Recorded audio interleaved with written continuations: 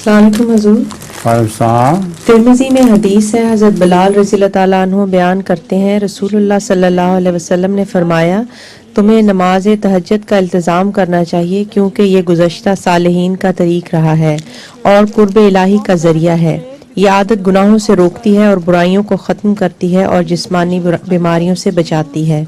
حضور میرا سوال یہ ہے کہ حضرت صلی اللہ علیہ وسلم کے زمانے سے قبل صالحین کا تہجد ادا کرنے کا کیا طریق تھا؟ حضور صلی اللہ علیہ وسلم سے پہلے صالحین تہجد پڑھا کرتے تھے. ان کی نماز کا طریق ہمیں معلوم نہیں ہے. جو بھی ان کا طریق تھا اس کے مطابق رات کو اٹھ کر خدا تعالیٰ کی یاد کیا کرتے تھے. ہاں دیکھا سنا ہے. استاد شاگرد سے پوچھتا ہے بنجر کسے کہتے ہیں؟ بنجر کسے کہتے ہیں؟ بنجر. جی. شاگرد جواب دیتا ہے جس جگہ کچھ نہ اگتا ہو. استاد خوش ہو کے کہتا ہے شاباش، اب اس کی مثال دو.